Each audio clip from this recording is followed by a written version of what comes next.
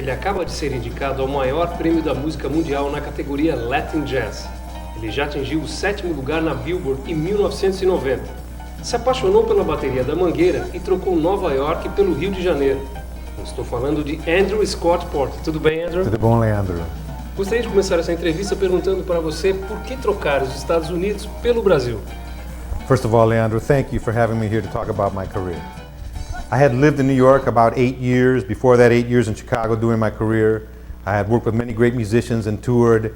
I started to feel kind of burned out, though, by the Northeast urban with their winters and the life there. So I was thinking about finding a great place with a beach, and I was thinking about Hawaii or Rio de Janeiro. O jazz é um estilo musical que teve sua origem no blues e caracteriza-se pela improvisação. Músicos como Miles Davis, Charlie Parker, Dizzy Gillespie, Count Basie e Louis Armstrong tornaram-se os grandes ícones desse estilo. E foi em 1949, na cidade de Chicago, que nasceu um dos nomes mais expressivos do cenário musical internacional, Andrew Scott Porter.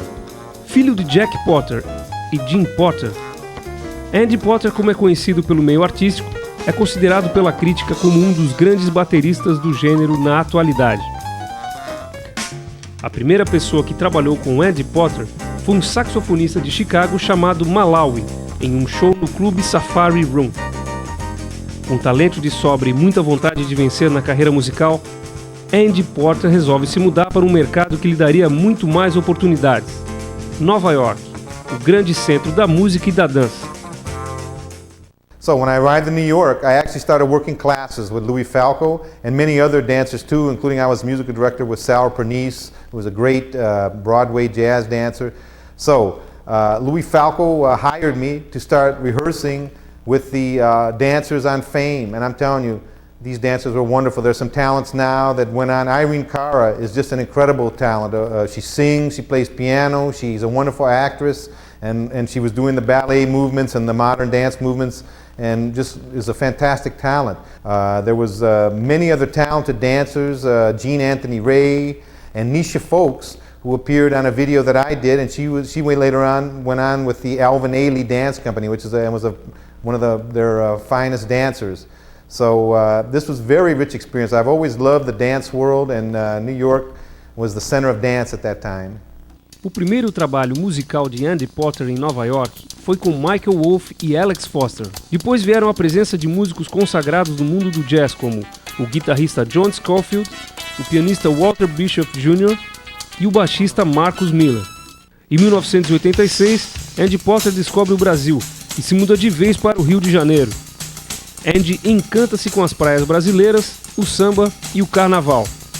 As influências da música africana, cubana e brasileira, a mistura do hip hop com os ritmos latinos e a versatilidade do jazz deram a certeza a Andy Porter que ele estava no lugar certo. Well, I feel very fortunate to have met some of the great Brazilian musicians. The first musician that influenced me was Barrozinho, a trumpet player who used to be the founder of Black Rio, Banda Black Rio. So meeting him, I subsequently met many other great musicians who worked with him at the same time, like Paulo Russo. Paulo Russo is one of the most fantastic bass players in the world, playing the stand-up bass. And then, soon after, Luizão Maia, who is another one of the most fantastic bass players in the world, played with him, along with Luciano de Castro on guitar, Ricardo Matos on saxophone. No CD Edi, você trabalhou com a cantora Elza Soares e o músico Luizão Maia. Esse disco atingiu o 7º lugar da Billboard na categoria World Music. Queria que você falasse um pouco sobre isso. It's been to work with Elza Soares has just been one of the richest experiences that I could think of. You know, to be in the same room with her, because I think she's so important for Brazilian music.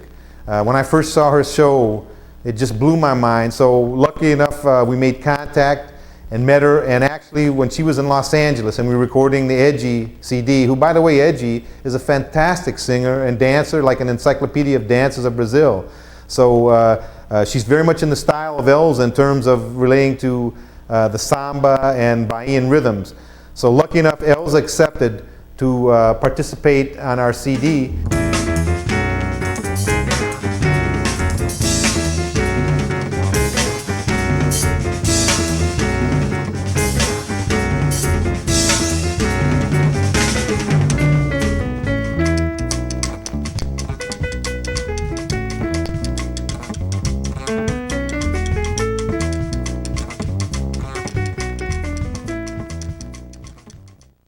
Você passou 4 meses em Recife tocando com músicos da região.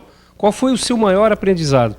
Well, we have to go back, first of all the way back to Barroso, the trumpet player who was pushing at a certain time in about 87 or 88 maracatamba, which is my first introduction to maracatu, and when I would see 30 seconds on the carnival. Then in 1996, I became aware of Lama de Caos, of Chico Science, and that changed my drumming in a tremendous way because these guys are onto something new, the mangi beat.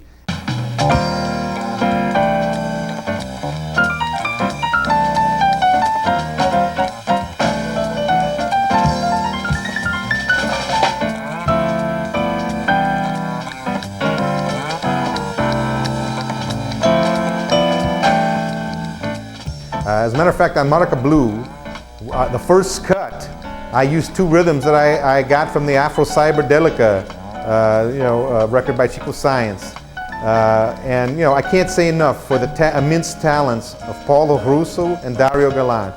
Without Paulo Russo's eagerness to discover what this fusion would be, it would be very difficult. But Paulo was immediately interested, and I knew then that we would put together a very strong, forceful CD, because Paulo Russo is like a force of nature.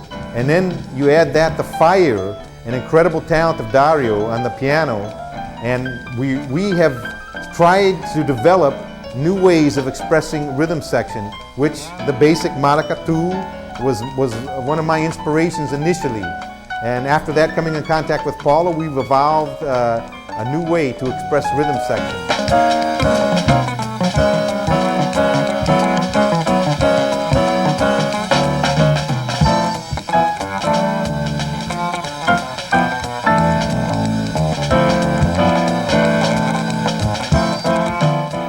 Sua música é um mix de jazz, funk, música cubana e brasileira.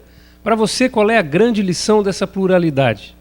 The great lesson that I have discovered actually lies in the Africa diaspora, the power of the Africa diaspora, how it dominates the popular culture of all those countries when you think about it.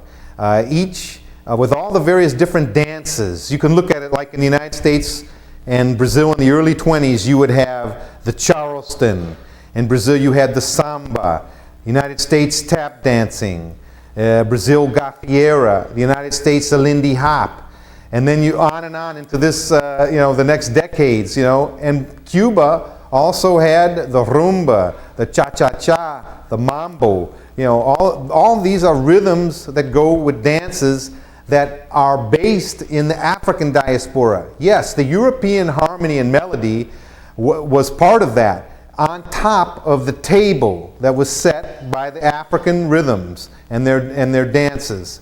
So these are the, what I consider the great lesson is understanding that, and then how that affects my personal playing. Andrew, quais são seus planos para o futuro? Well, Leandro, as we speak, the second Rio Jazz Trio CD, Pulso Forte, should be released on the market. And we hope to be doing some touring, Rio de Janeiro, and maybe some other places, São Paulo. Also, I have a project that I'm doing up in Recife with some very good artists up there that hopefully might be released. So besides that, one dream I have is about producing a video about dances of Afro-Brasileira. This is a dream that I've had, and who knows if I'll be able to realize it, but it's certainly one of the plans that I would like to achieve. Okay, thanks for the interview. My pleasure, Leandro.